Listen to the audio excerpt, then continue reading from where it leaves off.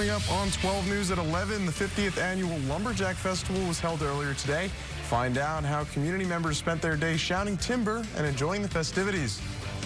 And we had another tornado from yesterday afternoon's severe thunderstorms that moved through the area. We'll give you the latest what we saw as well as what we can expect into early this week. Plus, a local man is following his dreams, creating his very own comic book. Find out his superhero story and more now. 12 News at 11. From WBNG, the Southern Tier's #1 local news. This is 12 News at 11. Well, good evening, Southern Tier, and thank you for joining us. I'm Andrew Freed. Before we jump into the news, it's time for a first alert weather check. Here's a live look over Johnson City. Chief Meteorologist Howard Mangis has a first look at our forecast. Howard? Yeah, as we just mentioned a moment ago, we've seen another tornado occurred here yesterday. We'll get to that in just a moment. But that now brings, if you're keeping track at home, the total number of tornadoes to 9 this season in New York State. There's one hidden up behind the banner there you can't see, but you see the one went from Sanford to Hancock. Here's the latest. Now, this is the exact path that was marked out. This is a KML file that sits on the earth there, and it gives specific points. It started around Sanford, 6:12 p.m. Now, this is, again, yesterday. It moved about almost 16 miles. Moved down to around 6:31. It was over just east of Hancock. Now, again, maximum EF scale was EF1 with maximum estimated winds at 95 miles an hour, but check this out. It had multiple areas of microburst damage as well, with maximum estimated wind speeds of 105 miles an hour. So here's what we talk about. Microbursts or straight line wind can sometimes cause more damage than tornadoes. We'll give you a much more detailed look at what we can expect early this week in a bit. All right, thank you, Howard. Yesterday's storms were a not-so-pleasant end to a Saturday across the Southern Tier. The town and village of Hancock was hit particularly hard by strong wind and thunderstorms. Peasetti Road was completely closed while crews worked on clearing debris from alongside the East Branch Delaware River. Additional damage could be seen all along New York 268 leading out of the village. 12 News crews on scene report multiple crews working on down and damaged power lines. The Delaware County Sheriff's Office is asking the community for help in finding a missing man.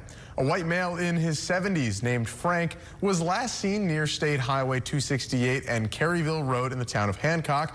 He was last seen wearing a camouflage shirt, dark-colored shorts, and tan shoes.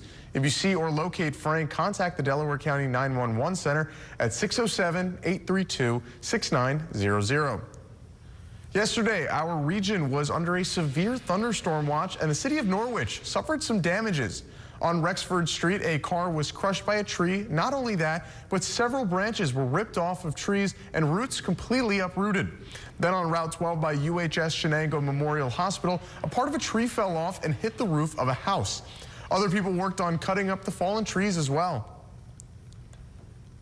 And according to NYSEG, more than 41,000 NYSEG customers were impacted across the state. It is reported that the 65-mile-per-hour winds caused 80 downed wires and 49 broken poles across the region. NYSEG will provide regular updates to the general public until complete restoration via the company's social media channels, Facebook, Instagram, and X. Customers should also sign up for NYSEG emails and download the NYSEG mobile app to get the most up-to-date information. And Deposit is a town with timber in its DNA, and this weekend that history came alive at the Lumberjack Festival. From hard-hitting competitions to the artists turning raw wood into crowd-stopping creations, 12 News' Brian Melanson takes us to the heart of it.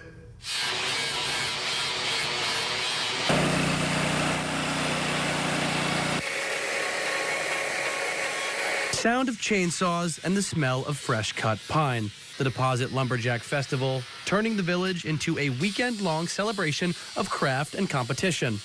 I take blocks of pine wood and I turn them into owls, eagles, gnomes, mushrooms, pumpkins, anything your heart desires. Ernie Scott says he's been at it for 20 years, now traveling from fair to fair, and this weekend, one of his projects is headed all the way to New York City.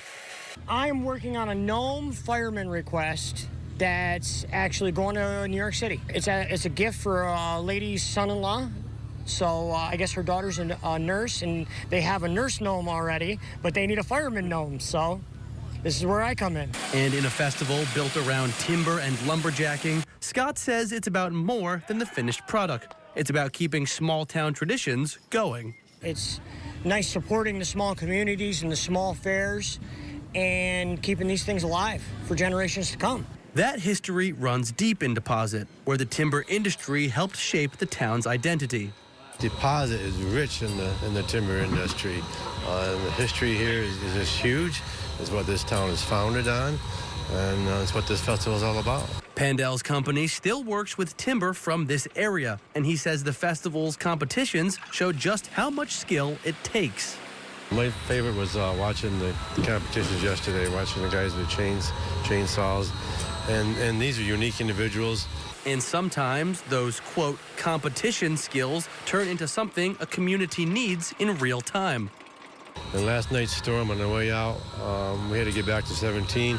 I followed these guys out. They stopped every quarter mile or so. They got all the vehicles, got their chainsaws back out, and cut trees out of the road to get us back to 17. So without those guys, I wouldn't have gotten home last night. The guys who were in the competition The guys who were in the competition did that. Wow, yes, that's they incredible. did. It was incredible. From the show of skill to the history behind it, Deposit turning a timber town tradition into a weekend that brings people together for 50 years. In Deposit, Brian Melanson, 12 News. A Central New York comic book creator is using superheroes to send a message of acceptance. The Different was inspired by personal struggles and encourages readers to embrace what makes them unique. After dealing with difficulties in high school because of his ADHD, Tyler Raymond set out to create something positive. His comic book, The Different, follows 5 superheroes who protect New York City but are feared simply because they have powers. Raymond says the story is meant to reflect how people in the real world are often judged for their differences. But I wanted to make something that uplifted others and reinforce the idea that it's okay being different and we should all love ourselves for who we are and accepting our flaws, because what other people might see as different, I see as something we should embrace and accept. Raymond says each hero faces personal struggles inspired by real life, making them relatable both on and off the page.